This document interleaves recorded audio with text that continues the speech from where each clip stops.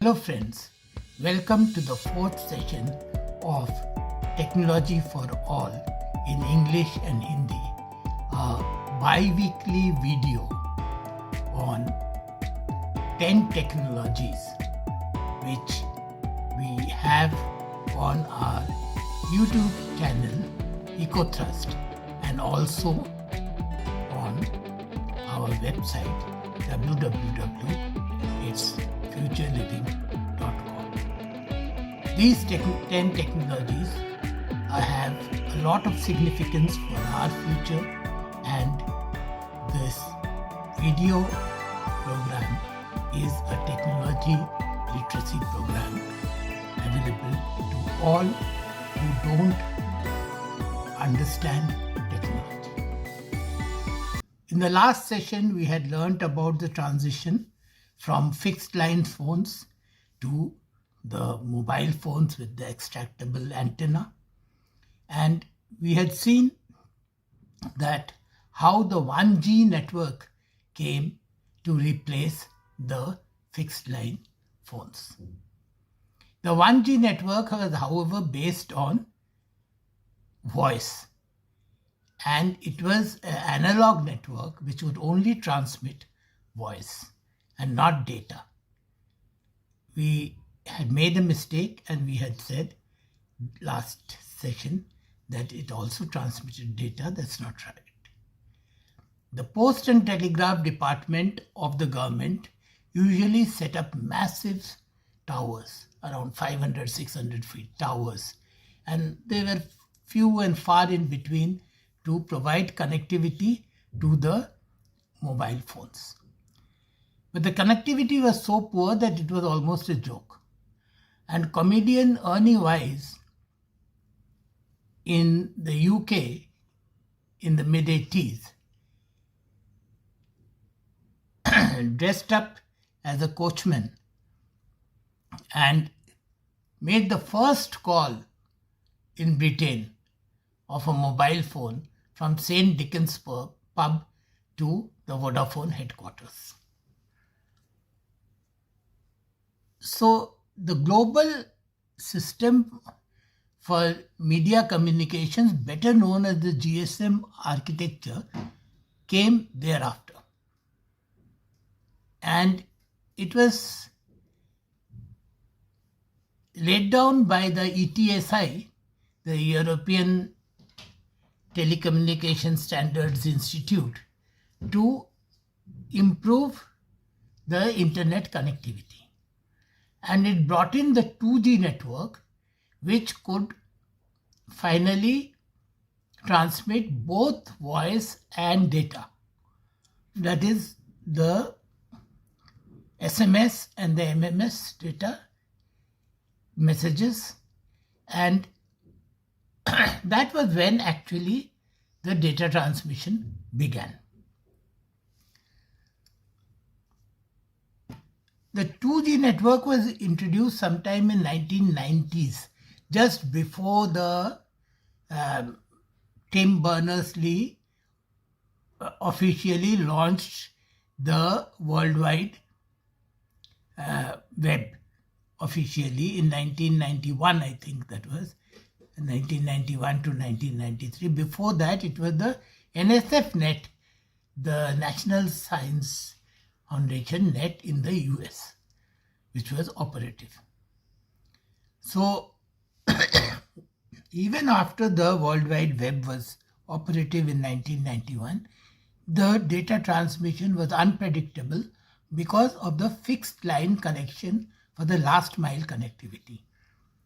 For the last mile, there was no wireless, and there used to be fixed lines which used to go. And whenever the weather was bad or, rodents sometimes cut through the wires, the internet would be disrupted.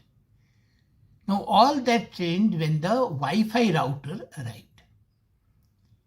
Now, the Wi-Fi router was called Open Spectrum. It was something like a magic box. It gave wings to the internet.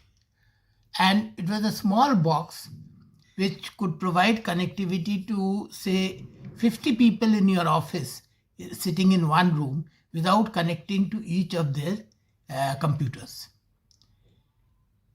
Similarly, it could give connectivity to the railway stations and to the airports, to the Starbucks cafes, and to various other places where you could have the Wi-Fi supplying to multiple people sitting in the same area. Now, this Wi-Fi connectivity is still very relevant today because one day it could be a game changer if satellites directly connect to the Wi-Fi, just like it did in Ukraine during the war. But we will talk about that later in the end of the chapter. Let us first see that what happens. Now another thing took place. In 2007, something bigger than the router arrived. It was Apple's smartphone. Now, Apple's smartphone changed the entire interest in data. The people suddenly became very, very glued to their smartphones, and they started communicating, and the data speeds jumped by 10 times in the next 5 years, and so did the data transmission. So by 2010, the data speeds had crossed 5 Mbps, and the worldwide traffic grew globally to around 200 petabytes per month. Smartphones became very popular.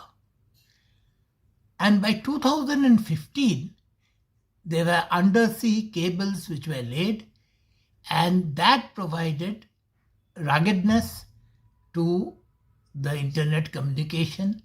The fiber optic cables were laid under the sea, and it made the data transmission much faster, and we could have much more data. And the only difference between 3G and 4G was that the speed was much higher in 4G, and we could transmit much more data. And because we could do that, we could start virtual reality, augmented reality, and various other things which we could not do in 3G. Now, there was another thing which was very quickly happening. That was the 5G network. The 5G spectrum, it expanded the usable frequencies for data transfer, and it had the ability to connect to a large number of devices. So because it was a wide spectrum, it was a broadband spectrum, so there were many devices which could connect into the 5G, which made the Internet of Things possible. Now that was something which was unique. It provided extremely lean and low-cost connectivity. And this dual capability made the Internet of Things possible. Now I will shift to my friends in Hindi and tell them, नमस्कार दोस्तों, आप सबको technology for all in English and Hindi के चौथे session में स्वागत है। अभी तक हमने पढ़ा था पिछले सेशन में क्या कैसे मोबाइल फोन्स आए, जो लैंडलाइन से कैसे मोबाइल फोन्स आए, और वो मोबाइल फोन्स जो कि एनालॉग डेटा ट्रांसमिशन होता था, उससे एनालॉग ट्रांसमिशन होता था और डिजिटल नहीं होता था, और उससे सिर्फ वॉइस का ट्रांसमिशन होता था। यही आया था पहले, जो कि हमारे एक्सट्रैक्टेबल एंटेना के थ्रू हम मोबाइल फ़ोन यूज़ करते थे। उस समय बहुत ऊंचे ऊंचे टावर्स हुआ करते थे और कनेक्टिविटी बहुत पुअर हुआ करता था, और इस कारण ब्रिटेन में जब ये आया तो कॉमेडियन अर्नी वाइज ने सबसे पहले एक कोचमैन का पोशाक पहने हुए सेंट डिकन्स पब से वोडाफोन के हेडक्वार्टर्स में फ़ोन किया। ये इसलिए हुआ क्योंकि सब लोग मजाक करते थे, क्या ये इंटरनेट का कनेक्शन कैसा है, आधा समय सुनाई देता है, आधा समय नहीं सुनाई देता है। तो इस चीज़ को वो ले आए और पॉपुलर बना दिया, और चाहे कितना भी सुनाई दे, एक तार के माध्यम से जो फ़ोन होता था उससे तो ये काफ़ी बेहतर था। और धीरे धीरे करके ये और बेहतर होता चला गया। धीरे धीरे करके जो हम आखिरी किलोमीटर या आखिरी माइल में जो तार का कनेक्शन रहता था, जो कि कभी बरसात से या कभी चूहे काटने से कट जाता था, वो भी रिप्लेस हो गया। हमारे पास एक नया अजूबा आ गया जिसे कहते थे वाईफाई राउटर। ये राउटर एक काला बक्सा था जो कि जैसे कि इंटरनेट को पंख दिए गए हैं ऐसे ही था, क्योंकि एक कमरे के अंदर अगर 50 लोग बैठे हुए हैं तो वो 50 लोगों को बगैर तार कनेक्ट किए हुए वो वायरलेस के माध्यम से इंटरनेट उपलब्ध करा सकता था। और वैसे ही ये इंटरनेट सुविधा एयरपोर्ट में, रेलवे स्टेशन में, हॉस्पिटल्स में और कॉफ़ी हाउसेस में प्रोवाइड कर रहा था। तो ये वाईफाई राउटर बहुत ही आज के दिन में भी बहुत पॉपुलर है, और यूक्रेन वॉर में ये वाईफाई राउटर को सैटेलाइट ने डायरेक्टली कनेक्टिविटी दिया था। ये भी आपको याद होगा, पर उसके बारे में हम आपको इस चैप्टर के आखिरी में डिटेल में बताएंगे। अभी के लिए तो इतना ही रहने दीजिए कि वाईफाई राउटर जब आया तो वो एकदम तहलका मचा दिया और उसने इंटरनेट का सारा मतलब दारोमदार बदल दिया। पर 2007 में वाईफाई राउटर से भी एक बड़ा अजूबा आया, वो था एप्पल का स्मार्टफोन। एप्पल का स्मार्टफोन जैसे ही आया तो लोगों का एकदम से खिंचाव हुआ उसके प्रति, क्योंकि वो इतना सुविधाजनक था। लोग सारे उसको लाखों में खरीद लिए और इस तरह से स्मार्टफोन का जमाना शुरू हो गया। हर एक के हाथ में एक स्मार्टफोन हुआ करता था। और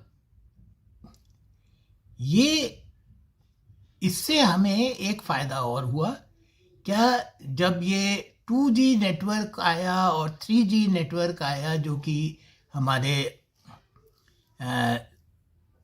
ETSI ने इसके स्टैंडर्ड्स लिखे और ये आए, तो इससे धीरे धीरे करके स्पीड बढ़ता चला गया।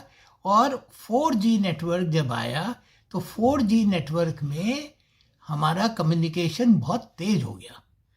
1990 में ये जब हमारा वर्ल्ड वाइड वेब आया तो उस समय वायरलेस नहीं था,